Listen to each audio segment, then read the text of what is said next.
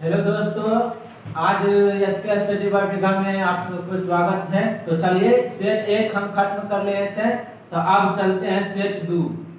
कौन सा set? Set 2। Set 2 में चलते हैं page number 35। Page number 35 page number 35 का पहला क्वेश्चन क्या कहता है? अधिवेशन कहाँ हुआ? सेट 2 का है, किसी को पता? देखो कॉन्सेप्ट इसका बहुत बढ़िया, एक ट्रिक में सब जा।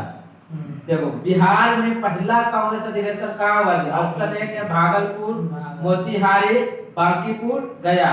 तो इसका आंसर जो होगा बांकीपुर। अब बांकीपुर कहाँ है? पटना के में है। कहाँ है जी? पटना के बगल में है बांकीपुर। 1912 ईस्वी में कांग्रेस का अधिवेशन हुआ था। अधिवेशन बिहार में कांग्रेस का प्रथम अधिवेशन 1912 ईस्वी में बांकीपुर। तो कहता है अब कि इसका इस समय 1912 के समय बिहार में जो हुआ बांकीपुर में अधिवेशन कांग्रेस का, उस अधिवेशन का अध्यक्षता किसने किया? तो मधुरकर समझ गया। तो इसका क्या कॉन्सेप्ट है? 12 यानी कि 1912 अब बांकीपुर और वही 12 रुपया वाला बरस से मुंह धोलकर मतलब कि मधुरकर। लेकिन 12 रुपया वाला बरस लाएंगे, 12 रुपया वाला बरस लाएंगे बांकीपुर, 12 बांकीपुर और 12 रुपया वाला बरस के सब मुंह धोएंगे। कहाँ? बांकीपुर में। तो याद रखना कि बिहार का पहला जो कांग्रेस अधिवेशन हुआ था 1912 ईस्वी में बांकीपुर, जो पटना के आसपास है बांकीपुर, वही बांकीपुर में मुंह धो लिए 12 रुपया बरस से। तो मधुरकर इसका अध्यक्षता क्या था? अध्यक्षता किसने किया? मधुरकर। तो यह कांग्रेस को जो अधिवेशन था 1912 ईस्वी में वो महाधिवेशन था, 27वां अधिवेशन। कहाँ हुआ? बांकीपुर 27वां अधिवेशन। इसकी अध्यक्षता किसने की थी? अब ये बताया मधुरकर का पूरा नाम क्या था? है किसी को पता? रघुनाथ नरसिंह मधुरकर। कौन था जी? 1912 ईस्वी में जो कांग्रेस का अधिवेशन की अध्यक्षता की थी, उसका नाम क्या हुआ था? क्या था नाम? रघुनाथ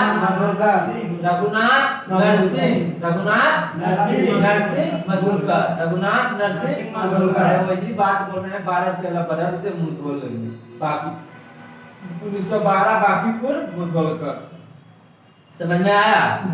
अब क्या कहता है? इसका सचिव जो था इस समय, इसका अध्यक्षता की जो सचिव था कौन था? सच्चिदानंद सिन्हा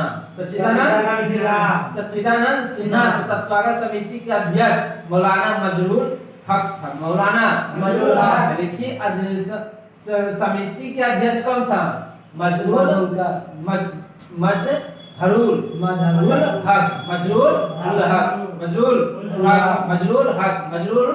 हक।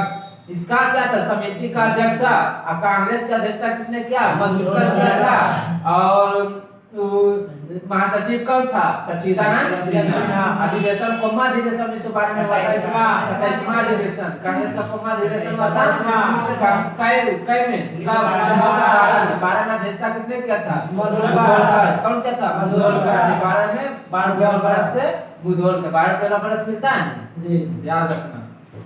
और बिहार में एक और हुआ था अधिवेशन जो कि गया में हुआ था। याद रखना 12 और 22 दोनों से बॉबे से 12-22। तो ये जो 22 में हुआ 1922 में कांग्रेस का अधिवेशन कहाँ हुआ? गया में। कहाँ हुआ? गया। अरे 22 में गया, 12 रुपया वाला बरस करता, 22 में गया। 12 रुपया वाला बरस खरीदा, 22 में गया। तो 22 में गया। इसके बाद 1923 में जो हुआ था स्वराज पार्टी की स्थापना हुआ था। क्या हुआ था? स्वराज पार्टी का स्थापना कब हुआ था? 1923 में। बिहार का पहला कांग्रेस अधिवेशन 1912 बांकीपुर। बिहार का दूसरा अधिवेशन कांग्रेस अधिवेशन 1922 में। कहाँ? गया में। कहाँ जी? जो गया 12 में जो अधिवेशन हुआ था कांग्रेस के बिहार में, कोमा अधिवेशन 27वां। जो गया में हुआ अधिवेशन ही कोमा अधिवेशन 37वां अधिवेशन। दोनों देखो 27वां 37वां 27वां 27वां यानी कि सबे से क्या से से। अब क्योंकि कांग्रेस के चर्चा यहाँ से आप पहले बता देते हैं कि कांग्रेस के बारे में थोड़ा सा जानकारी लेते हैं। तो बताओ कांग्रेस का स्थापना कब हुआ था? 1885 28 दिसंबर 1885 कांग्रेस की स्थापना कब हुआ था? क्या था किसने? कांग्रेस की स्थापना किसने किया? कांग्रेस नाम किसने दिया? दादा भाई। कांग्रेस नाम किसने दिया? कांग्रेस का अर्थ क्या था? लोगों का समूह। कांग्रेस पार्टी का अर्थ क्या था? लोगों का समूह। लोगों का समूह। आई तो कांग्रेस का स्थापना A.O. ह्यूम ने किया था। इस व्यक्ति का पूरा नाम है क्या? A.O. ह्यूम का पूरा नाम क्या? Anglo Octavian Hume. Anglo Octavian Hume. Anglo आप बताओ इसका जन्म कहाँ हुआ था? A.O. ह्यूम के ह्यूम के जन्म हुआ था कहाँ?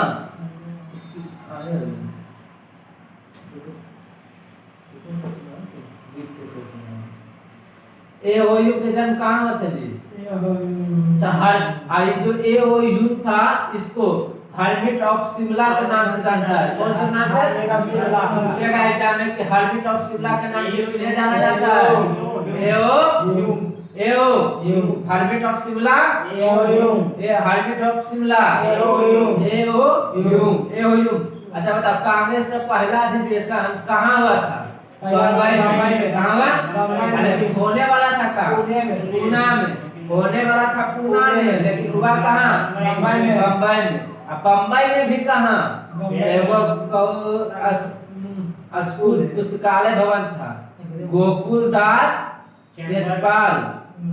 गोकुल दास कहाँ था जी? गोकुल दास तेजपाल संस्कृत विद्यालय। गोकुल दास तेजपाल संस्कृत विद्यालय बम्बई पुस्तकालय भवन था, विद्यालय था। कोची गोकुल दास तेजपाल संस्कृत हाई स्कूल विद्यालय। हाई स्कूल विद्यालय ये क्या कर रहा है? उसको से कर रहा है। कांग्रेस पार्टी का स्थापना कहाँ हुआ था?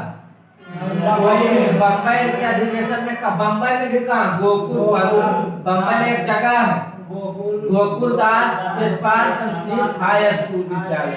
समझ गया? वही हुआ था कांग्रेस का पार्टी का प्रथम अधिवेशन स्थापना। समझ गया? तथा होने वाला था स्थापना पूना में। कांग्रेस का पहला बैठक होने वाला था पूना में लेकिन हुआ बम्बई में। क्योंकि प्लेग फैल गया था पूना में। प्लेग रोग पूना में फैल जाने के कारण वहाँ कांग्रेस के बैठक नहीं हुआ, जबकि हो गया कहाँ? बम्बई में। समझ में आया? अब जो कांग्रेस का जो पहली अध्यक्ष था कौन था? W.C. बनर्जी। कांग्रेस पार्टी का प्रथम अध्यक्ष कौन था? W.C. कांग्रेस पार्टी का प्रथम अध्यक्ष। कांग्रेस का प्रथम मुस्लिम अध्यक्ष बदरुद्दीन तैयबी। मुस्लिम एक नाम। कांग्रेस के प्रथम मुस्लिम अध्यक्ष बदरुद्दीन तैयबी कौन था? कांग्रेस पार्टी का प्रथम अंग्रेज अध्यक्ष कौन था? George Yule. अंग्रेज पूछेगा तो इंग्लिशिया का नाम है जॉर्ज यूले। अंग्रेज अध्यक्ष जॉर्ज यूले। महिला अध्यक्ष एनी बेसेंट। कांग्रेस के प्रथम महिला अध्यक्ष एनी बेसेंट। कांग्रेस पार्टी का प्रथम महिला अध्यक्ष एनी बेसेंट। कांग्रेस का प्रथम अध्यक्ष W.C. बनर्जी, जिसको बोलते हैं व्योमेश चंद्र बनर्जी। और आगे पूछेगा कांग्रेस का प्रथम भारतीय महिला अध्यक्ष कौन था? सरोजिनी नायडू। भारत के भारतीय महिला अध्यक्ष। कांग्रेस के प्रथम भारतीय महिला अध्यक्ष कौन था? सरोजिनी नायडू। सरोजिनी नायडू कहाँ के था? कहाँ के थी? यूपी के थी। कहाँ के? यूपी के। और एलिवेशन कहाँ की थी? आयरलैंड। आयरलैंड क्या ये कहाँ थी? सरोजिनी नायडू यूपी के। कांग्रेस में एक बार भी भाग नहीं लेने वाला व्यक्ति कौन है? बाल गंगाधर तिलक। पूछेगा एग्जाम में कि कांग्रेस में भाग लेने वाले, एक बार भी भाग नहीं लेने वाला व्यक्ति बाल गंगा स्वराज हमारा जन्मसिद्ध अधिकार है, नारा किसने दिया? स्वराज हमारा जन्मसिद्ध अधिकार है, इसे हम लेकर भी रहेंगे। किसने कहा? बाल गंगा विजय तिलक। और क्या है? कांग्रेस में मात्र एक बार अध्यक्ष बनने वाला व्यक्ति कौन है? महात्मा गांधी। कांग्रेस पार्टी का मात्र एक बार अध्यक्ष बनने वाला व्यक्ति महात्मा गांधी। कब बना था जी? 1924 ईस्वी में। किस अधिवेशन में? अधिवेशन में। कांग्रेस पार्टी का जो प्रथम बैठक हुआ था बम्बई अधिवेशन में, तो उस समय कितना व्यक्ति भाग लिए थे जी? 72 लोग भाग लिए थे, यानी कि 72 प्रतिनिधि भाग लिया था। कांग्रेस के प्रथम बैठक में कितना प्रतिनिधि भाग लिए थे? 72। इतना क्वेश्चन याद है तो कांग्रेस में इससे ज्यादा पूछने वाला है कि स्थापना कब हुआ, इसका प्रथम अधिवेशन कब हुआ, महात्मा गांधी कब अधिवेशन में अध्यक्षता किए, और अभी जो पढ़े कि प्रथम अधिवेशन में कितने प्रतिनिधि भाग लिए। हार्टबीट ऑफ शिमला पूछेगा, कांग्रेस की स्थापना किसने किया, ये सब क्वेश्चन पूछता। The old man of India के नाम से जाना जाता है Dadabhai Naoroji. The old man of India Dadabhai Naoroji. ये सब क्वेश्चन तब जितना भी पढ़े सब इम्पोर्टेंट एग्जाम की दृष्टि से, चाहे दुनिया के किसी भी कोई भी एग्जाम में इतना से क्वेश्चन रहबे करेगा।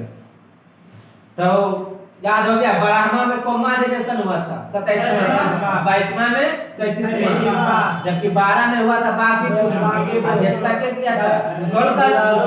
अरे 12 के अलग बरस से गोलकर। अब 22 में कहां हुआ था? गया में। इतना क्वेश्चन याद रहना चाहिए। अब गया में चित्तरंजन दास, गया में जो 37वां अधिवेशन हुआ है, कौन किया था? चित्तरंजन दास। किसने किया था? चित्तरंजन दास। 1922 में कांग्रेस पार्टी की अध्यक्षता किसने किया था? किसने किया था? चित्तरंजन दास किया था। अब जो नेक्स्ट क्वेश्चन है दूसरा, भारतीय औद्योगिक निवेश बैंक का मुख्यालय कहाँ है जी? भारतीय औद्योगिक निवेश बैंक का मुख्यालय, अगर इधर पढ़ा होगा तब, इधर पढ़ा होगा, इधर पीछे पढ़ा होगा तो इसमें आपको मिला होगा ये सब क्वेश्चन, समझ गए हैं? देखो यही क्वेश्चन डाला, क्या क्वेश्चन? भारतीय औद्योगिक निवेश बैंक का मुख्यालय, भारतीय औद्योगिक निवेश बैंक का मुख्यालय कहाँ है जी? यही क्वेश्चन है, भारतीय औद्योगिक निवेश, समझ गया बैंक का मुख्यालय कहाँ है? तो इसका जो मुख्यालय है कोलकाता में। कहाँ है ये? कोलकाता में। भारतीय औद्योगिक निवेश बैंक का मुख्यालय कहाँ है? कोलकाता में। बैंकों का मुख्यालय कोलकाता में था, इसकी उपस्थिति नई दिल्ली, मुंबई, चेन्नई, बेंगलुरु, अहमदाबाद और गुवाहाटी में थी। यानी कि जो भारतीय औद्योगिक निवेश बैंक का मुख्यालय कहाँ था? कोलकाता में। भारतीय औद्योगिक निवेश बैंक का मुख्यालय कहाँ था ये? कोलकाता में। इसकी स्थापना कब की गई थी? 1971 में। 1971 बांग्लादेश तो 1971 में, 1971 में औद्योगिक विकास बैंक का मुख्यालय कहाँ था? भारतीय औद्योगिक निवेश बैंक का मुख्यालय कहाँ था? मुख्यालय था कोलकाता में, लेकिन ये बैंक था कहाँ?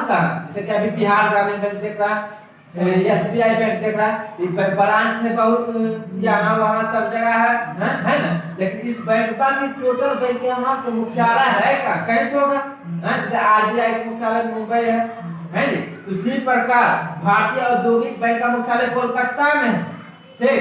लेकिन ये बैंक चारों बगल कहाँ फैला था? तो पहला था दिल्ली में था फैला हुआ, दिल्ली में था, मुंबई में, चेन्नई, बेंगलुरु, अहमदाबाद, गुवाहाटी में, ये सब कौन? भारतीय औद्योगिक निवेश बैंक था। लेकिन इस सभी बैंक का दिल्ली वाला, मुंबई, चेन्नई, बेंगलुरु, अहमदाबाद, गुवाहाटी जितना भी बैंक है, इसका मुख्यालय कहाँ था? कोलकाता में। कहाँ था?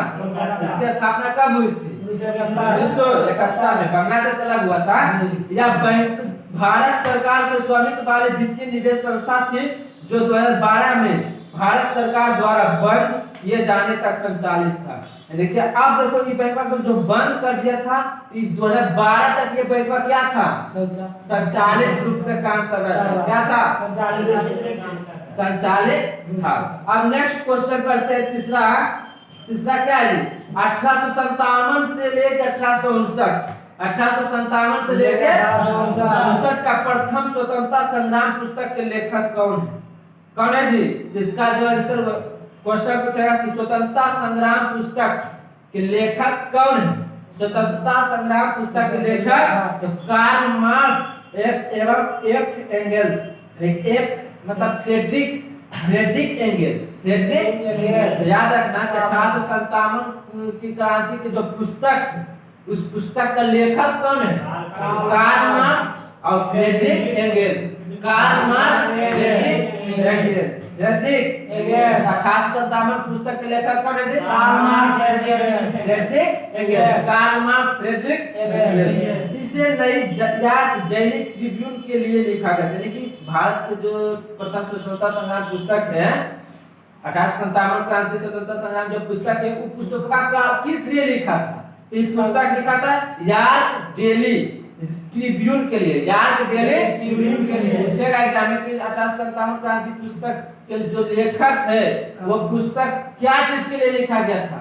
तो York daily Tribune, York daily Tribune, York daily Tribune, York daily Tribune, York daily Tribune, York daily Tribune. अब कहता है कि इस पुस्तक के संग्राम में विद्रोह से ठीक पहले, लेकिन 1857 की क्रांति के विद्रोह से ठीक पहले की भारत की स्थिति के संबंध में लिखा गया है।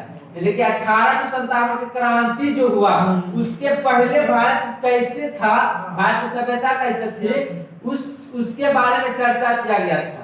किस किताब में? 1857 की स्वतंत्रता संग्राम पुस्तक में। क्या लिखा था? Karl Marx, York Daily, Friedrich Engels. और पुस्तक में क्या चीज के बारे में लिखा गया? York daily Tribune, York daily Tribune मतलब कि कोई विद्रोह से पहले की जो भारत में स्थिति थी उसके बारे में लिखा गया। तब 1857 की क्रांति है तो उसके बारे में थोड़ा जानकारी लेते हैं। तो बताइए 1857 क्रांति कब स्टार्ट हुआ था? 10 मई 1857। 1857 क्रांति कब शुरू हुआ था? 10 मई 1857। लेकिन होने वाला था कब? 30 मई को होने वाला था, लेकिन शुरू कर देता है 10 मई। क्यों ऐसा? क्योंकि अंग्रेज को पता चल जाता है, जो वहाँ के गार्ड था उसके द्वारा पता बताया जाता है अंग्रेज को कि ऐसा ऐसा होने वाला है, विद्रोह करने वाला है।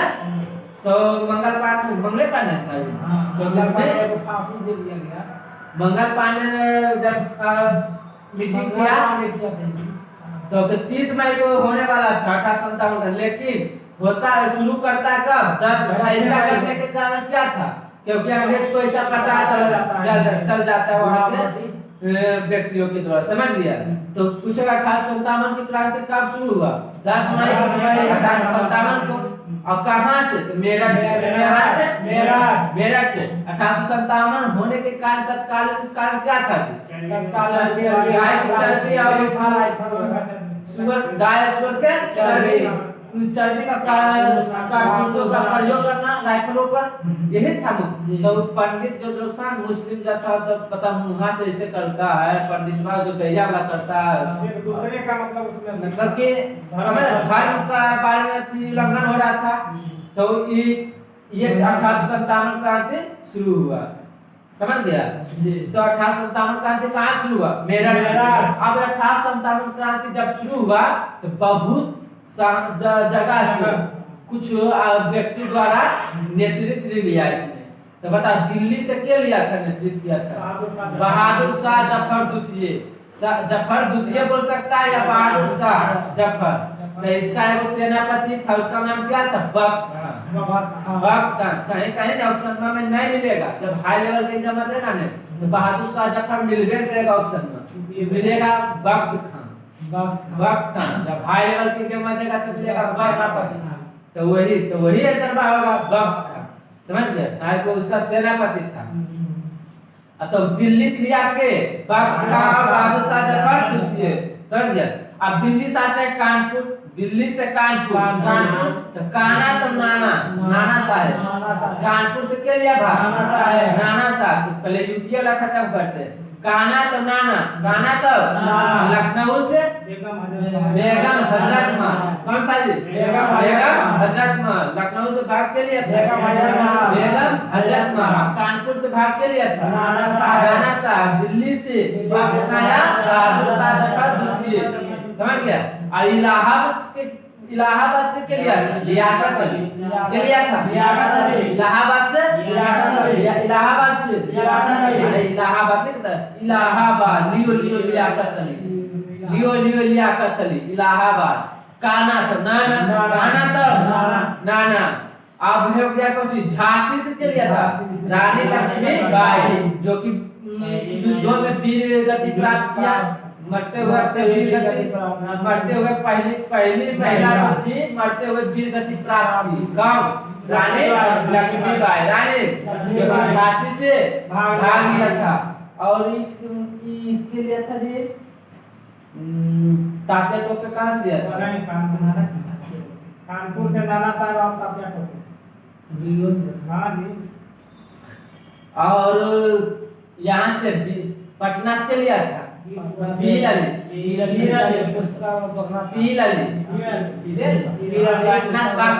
पटना से पीर अली था, एक व्यापारी था, पुस्तक व्यापारी था, समझ गया। तो पटना से क्या लिया था, पटना से पीर अली। अब फैजाबाद से क्या लिया था, है बता, फैजाबाद से बरबीघा, फैजाबाद नहीं, उत्तर प्रदेश। फैजाबाद से क्या लिया था बात, तो इसका की है ट्रिक। देखो फैजाबाद मुस्लिम जगह है, तो खान अब्दुल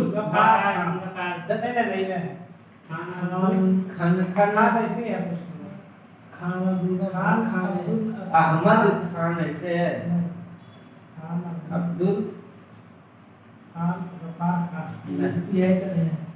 अब्दुल अहमद, मौलाना अबुल आजाद।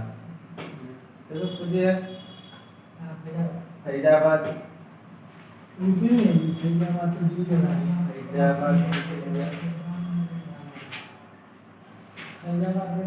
फरीदाबाद मौलवी अहमदुल्लाह तो नहीं देखता कि फरीदाबाद मुस्लिम जगह तो अहमदुल्लाह, मौलवी यहाँ से कहाँ से, फैजाबाद से 1857 की क्रांति किस नेतृत्व किसने किया, मौलवी अहमदुल्लाह। मौलवी बरेली से खान गफ्फार खान, बरेली से खान बहादुर खान। तो एक गाना सुना है, चूड़िया गिरी रे बरेली के, झुमका गिरी रे बरेली के बाजार में, नहीं गाना। तो जब चूड़िया पहनती है नहीं कहता खन खन, चूड़िया पहनती है तो खन खन करता है। तो बरेली से कहेगा तो खन खन। देखो गनमा याद करना, चूड़िया झुमका गिरा रे बरेली के बाजार में, झुमका गिरा रे बरेली के बाजार में, गिरेगा तो खन खन करेगा, समझ गया। तो खान बहादुर तो याद है बरेली से भाग किसने लिया, खान बहादुर। ये सब मुख्य चीज था जो कि इम्पोर्टेंट था, एग्जाम में पूछता कि कहां से किए नेतृत्व किया, समझ गया। और बहुत सारा जगह से नेतृत्व किया है, उसको पढ़ना, ठीक। अब जो अब 1857 की क्रांति में बहुत पुस्तक लिखा है, जैसे कि फर्स्ट बार ऑफ इंडिपेंडेंस, पता समझा, पहला युद्ध, स्वतंत्रता संग्राम का प्रथम युद्ध कहा जाता है। प्रथम युद्ध तब हो जाएगा बीडी सावरकर ने बोला था, बीडी सावरकर।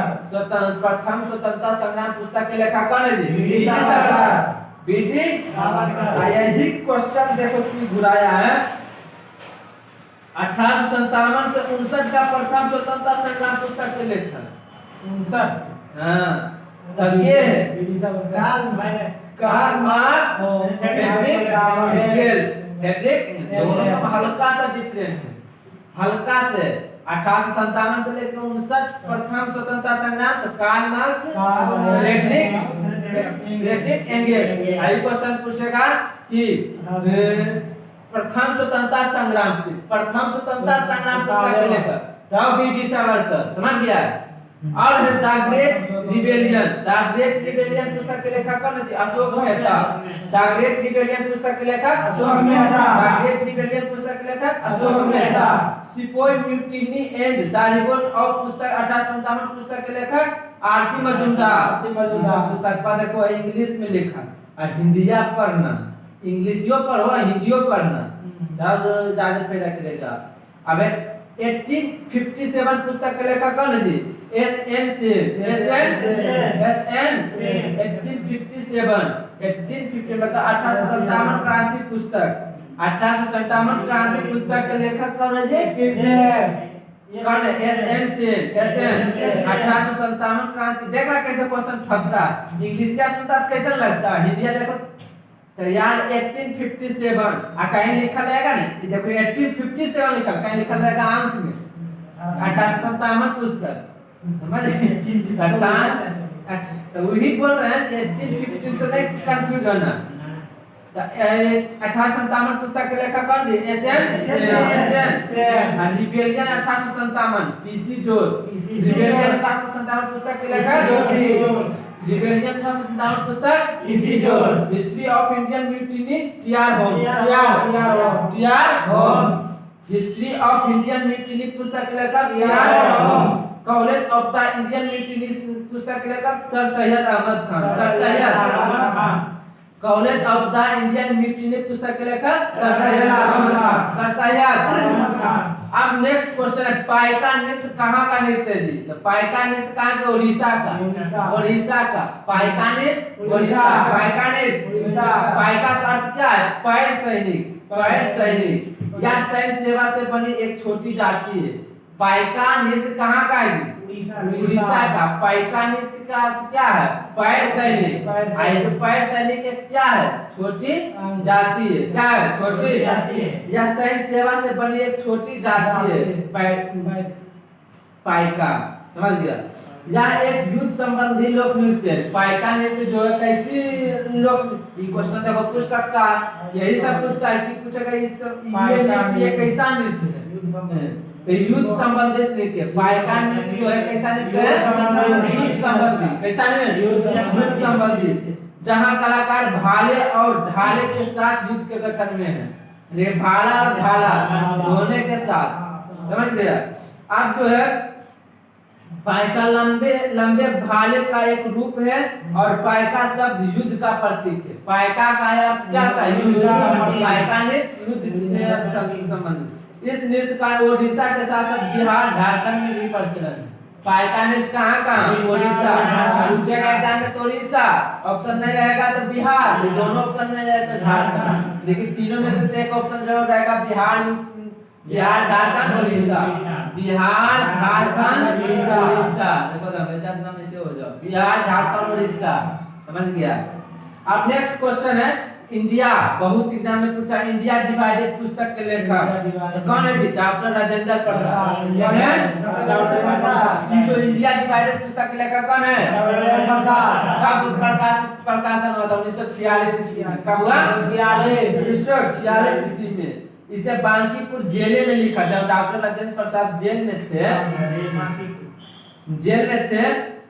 तभी लिखे थे, बांकीपुर जेल में। इंडिया डिवाइडेड भारत के पहले राष्ट्रपति डॉक्टर राजेंद्र प्रसाद की पुस्तक है, समझ गए? इसका प्रकाशन 1946 में हुआ था। ऐसे बांकीपुर जेल में लिखा गया। इंडिया डिवाइडेड पुस्तक को बांकीपुर में जेल में लिखा था, समझ गया। इस पुस्तक के 6 भाग हैं। इंडिया डिवाइडेड पुस्तक जो है 6 पाठ। इसका क्या पाठ है? 6 पाठ। पहला द्विराष्ट्र सिद्धांत, दूसरा है कम्युनल ट्रायंगल। क्वेश्चन पूछेंगे द्विराष्ट्र सिद्धांत किस पुस्तक में वर्णित है? तो इंडिया डिवाइडेड सिद्धांत किसने दिया? Doctor Rajendra Prasad. Communal triangle किसने लिखा? डॉक्टर राजेंद्र प्रसाद। विभाजन की योजना डॉक्टर राजेंद्र प्रसाद। और इंडिया मुस्लिम लीग का पाकिस्तान पर संकल्प राजेंद्र प्रसाद। मुस्लिम राज्य के संसाधन राजेंद्र प्रसाद। पाकिस्तान का विकल्प राजेंद्र प्रसाद। ये छोबो के छोबो किस पुस्तकवा में पढ़ने थे जी? India divided. छोबो में से कौन पूछ देगा तो डॉक्टर राजेंद्र प्रसाद। डॉक्टर राजेंद्र प्रसाद। अब है इंडिया विंस फ्रीडम पुस्तक स्वतंत्रता सेनानी किसने लिखा था? इंडिया विंस फ्रीडम पुस्तक स्वतंत्रता सेनानी मौलाना अबुल कलाम। मौलाना अबुल कलाम नहीं, wins freedom India wins freedom पुस्तक के लेखक मौलाना अबुल कलाम। मौलाना अबुल कलाम। मौलाना अबुल कलाम। मौलाना अबुल कलाम। और नेक्स्ट है अनहैप्पी इंडिया। अनहैप्पी इंडिया किसने लिखा? लाला लाजपत राय। लाला उन्होंने निम्नलिखित प्रकाशित पुस्तक भी लिखी है। आइए पुस्तक और लिखी कौन? मेरे निर्वासन की कहानी। मेरे निर्वासन की कहानी। मेरे निर्वासन कहानी की पुस्तक के लेखक कौन है? लाला लाजपत राय। अनहैप्पी पुस्तक के लेखक अनहैप्पी पुस्तक मेरे निर्वासन की कहानी। मेरे निर्वासन की कहानी जो पुस्तक है वो कब लिखा गया था? 1908। अब एक और पुस्तक लिखिए आर्य समाज। आर्य समाज पुस्तक लिखा क्या है?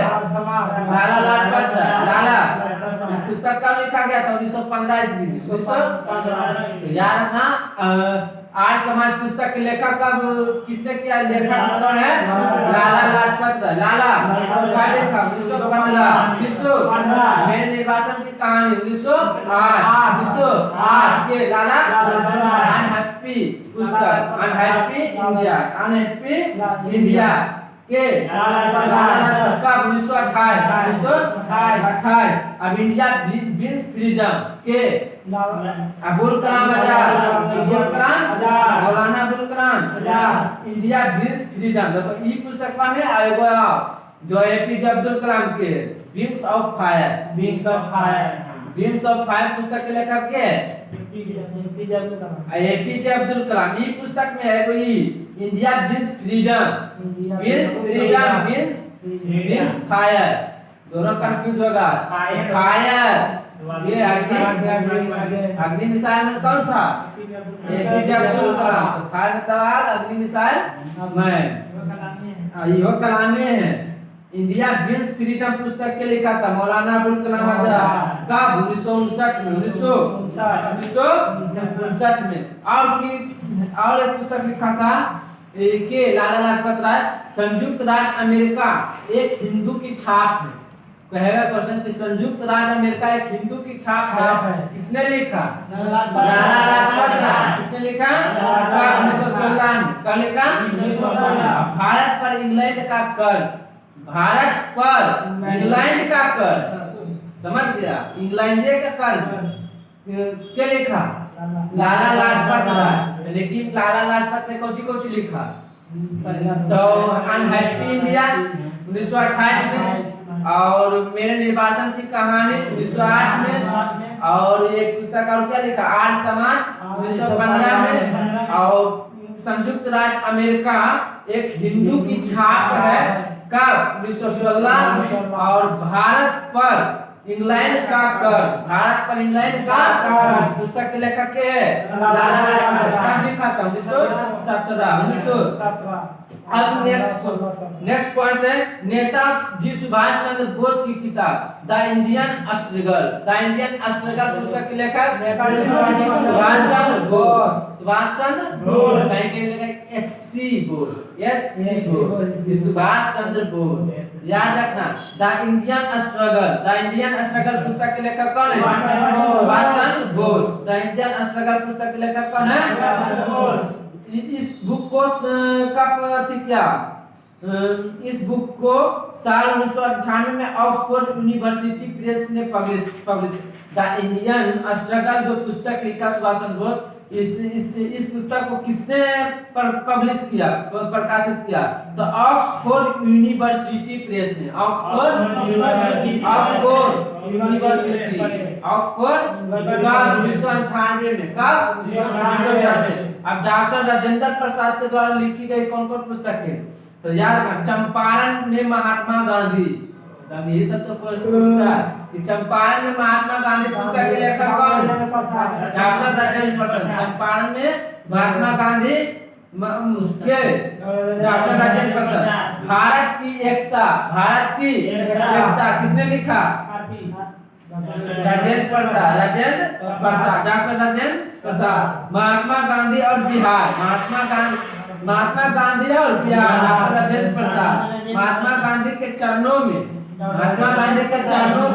डॉक्टर राजेंद्र प्रसाद। आत्मकथा डॉक्टर राजेंद्र प्रसाद। अब बापू के कदमों में डॉक्टर राजेंद्र प्रसाद। और संस्कृत और संस्कृति, भारतीय शिक्षा, खंडित भारत, गांधी जी के दिन, साहित्य, शिक्षा और संस्कृति, असमंजस, चंपारण में सत्याग्रह। लेकिन चंपारण से रिलेटेड, गांधी जी से रिलेटेड जितना भी पुस्तक सबके लिखा डॉक्टर राजेंद्र प्रसाद। याद रखना, समझ गया? गांधी जी से रिलेटेड जितना, चंपारण से रिलेटेड जितना, संस्कृति से रिलेटेड जितना, सबके डॉक्टर राजेंद्र प्रसाद। समझ गया? अब पढ़ते हैं नेक्स्ट क्वेश्चन की ओर। मिशन इंद्रधनुष कहाँ आरंभ किया गया? मिशन इंद्रधनुष कहाँ आरंभ किया गया था? याद रखना, बाटनगर गुजरात में। कहाँ है? गुजरात।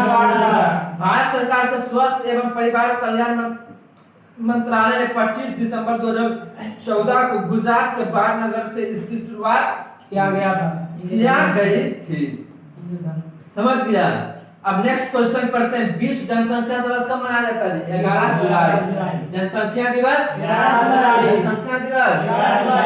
जनसंख्या सबसे गणना कहाँ हुआ था सबसे पहले? स्वीडन का 1790। 1790 कब हुआ था? देखो 1790 स्वीडन। जनसंख्या की गणना सबसे पहले 1749 में।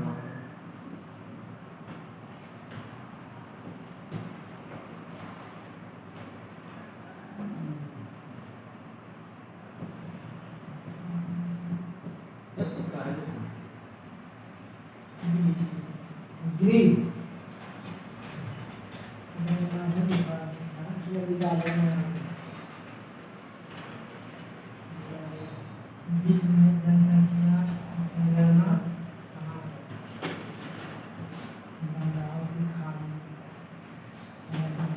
विश्व जनसंख्या दिवस कब मनाया जाता है?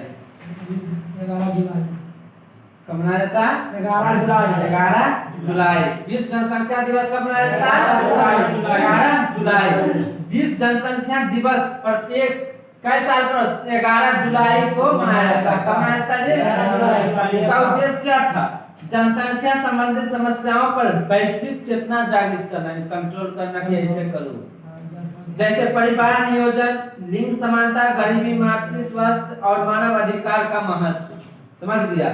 इसकी शुरुआत 11 जुलाई 1987 से हुई। इस तिथि तक दुनिया की आबादी 5 अरब हो गई थी। बता, पूरा दुनिया की आबादी 5 अरब। अभी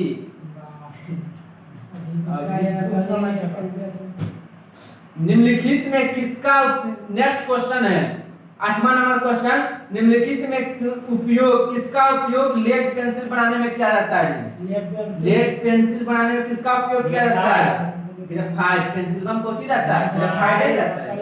तो याद रखिए, निम्नलिखित में किसका उपयोग लेड पेंसिल बनाने में? ग्रेफाइट। लेड पेंसिल बनाने में ग्रेफाइट का प्रयोग करते हैं। ग्रेफाइट कार्बन का एक अप्रूफ है। कार्बन का अप्रूफ ग्रेफाइट। कार्बन का अप्रूफ ग्रेफाइट। ग्रेफाइट का कलर कैसा आता है? काला भूरा। काला भूरा रंग का होता है। इसे गरीबों का हीरा कहते हैं। ग्रेफाइट में 2 रुपया मिल जाता है। गरीबों का हीरा किसे कहा गया? ग्रेफाइट। गरीबों का हीरा ग्रेफाइट। यह अधातु सिंहल कैलिफोर्निया, कोरिया, न्यूजीलैंड तथा इटली में पाया जाता है। ग्रेफाइट क्या धातु जो है कहाँ पाया जाता है? सिंहल, कैलिफोर्निया, कोरिया, न्यूजीलैंड तथा इटली में पाया जाता है। समझ गया? अब यह विद्युत का क्या आता है? सुचालक होता है। ताप का भी सुचालक होता है। ग्रेफाइट का संस्करण कितना है? sp square, sp square. इसका जो संस्करण है sp स्क्वायर। समझ गया? ग्रेफाइट का अपेक्षित घनत्व कितना है जी? 2.24 हुआ 2.24 तो याद ना ग्रेफाइट का अपेक्षित घनत्व कितना है? 2.24 एवं यह 700 डिग्री सेल्सियस पर जलकर कार्बन डाइऑक्साइड बनाता है। Carbon dioxide 700 degree Celsius. बाप रे, जा इतना पर जलेगा तब जाके बनेगा क्या? क्या काम? कौन सा गैस? Carbon dioxide. हीरा का संस्करण क्या है? sp3। ग्रेफाइट के sp स्क्वायर, हीरा का sp3। वह हीरा विद्युत का कुचालक होता है। हीरा विद्युत का क्या होता है? कुचालक होता है तथा इसका अपेक्षित घनत्व 2.42 उल्टा है। 2.42 हीरा के और 2.24 ग्रेफाइट का उल्टा। समझ गए? अब नेक्स्ट क्वेश्चन है कि भारत का कौन सा राज्य सर्वाधिक लोहा उत्पादन राज्य है जी? भारत का कौन सा राज्य सर्वाधिक लोहा उत्पादन करता है जी? तो इसका राज्य जो होगा कौन? उड़ीसा। कौन हो जाएगा? उड़ीसा। पूछेगा लोहा उत्पादक की दृष्टि से भारत का पहला राज्य उड़ीसा। कौन है? उड़ीसा। सबसे ज्यादा उड़ीसा। अब फैला तो होता है तो बहुत जगह, जैसे कहाँ होता है? उड़ीसा हो गया, झारखंड, छत्तीसगढ़, कर्नाटक, तमिलनाडु, केरल। इस सब के सब कुछ ही लौह उत्पादक राज्य। कौन सा है? सर्वाधिक उड़ीसा। भारत अपने लोहे का अधिकांश भाग जापान को देता है। कहाँ है? जापान को। तथा दूसरा स्थान पर चीन। लेकिन भारत जो लौह उत्पादन का जो करता है, व्यापार करता है, सबसे ज्यादा किसके साथ? जापान। दूसरा में चीन। पहला जापान, दूसरा में चीन। कर्नाटक में सबसे अधिक कॉफी का उत्पादन होता है। कॉफी का उत्पादन कहाँ? चाय का असम। चाय का कॉफी का कर्नाटक। कॉफी में कौन सा फल पाया जाता है? कॉफी। कॉफी में कॉफी, कॉफी में और दूध में केसरी, दूध में केसरी। चाय में चाय में थी। तंबाकू में निकोटीन, तंबाकू में निकोटीन। तंबाकू ही होगा। अब कोयला का सबसे अधिक उत्पादन कहाँ होता है? झारखंड। छत्तीसगढ़ में कोयला। हाँ, उत्पादन और भंडारण समझो। भंडारण होता है झारखंड में, लेकिन सबसे ज्यादा कोयला का उत्पादन ज्योग्राफी में पढ़े थे छत्तीसगढ़ में होता है। छत्तीसगढ़ में बस्तर में सबसे अधिक टीन का उत्पादन। बस्तर प्रसिद्ध है टीन के लिए। बस्तर प्रसिद्ध है टीन के लिए। बस्तर प्रसिद्ध है टीन के लिए। बस्तर में क्या चीज का होता है जी? टीन का सर्वाधिक उत्पादन बस्तर। बस्तर है कहाँ? छत्तीसगढ़। बस्तर कहाँ है? इस प्रकार क्वेश्चन समाप्त। अब नेक्स्ट क्वेश्चन है 11 नंबर क्वेश्चन। संसद द्वारा पास किया हुआ विधेयक तभी एक नियम कानून बन पाता है जब उसे निम्नलिखित में से किसने पास किया? यानी कि क्वेश्चन करा कि संसद के द्वारा बनाया गया नियम कानून किसके द्वारा पास किया जाने पर लागू होगा? तो किसके? तो किसके? संसद के इसका राष्ट्रीय प्रतिनिधि होगा ऐसा। जैसे कोई भी नियम कानून हमको लागू करना है तो ककरा द्वारा पहले पास होगा? राष्ट्रपति। होगा देखेगा, सिग्नेचर जब तक निकलेगा जब तक वो तो पास लागू ही होगा। तो किसी भी नियम कानून, किसी भी चीज, कोई भी चीज संसद द्वारा पास। अच्छा, पहले कोई चीज हमें पास करना है, कोई चीज के बिल पास करना है, कैसे होगा? तो पहले संसद के 3 अंग है, राज्यसभा, लोकसभा, राष्ट्रपति। तो हमको कोई भी चीज बिल पास करने का रहेगा, समझ गए? जैसे बोतल हो गया, बोतल राष्ट्रपति, उधर का पार्टी लोकसभा, इधर का पार्टी राज्यसभा। अब हमको पास करना है कि मोबाइल का खोला जो है इस पर नियम कानून लगना चाहिए। कि ई खोला में 4 गो छेद नहीं होना चाहिए, 4 गो छेद। ये तो इसको पहले हम दोनों डिस्कस करेंगे, लोकसभा राज्यसभा।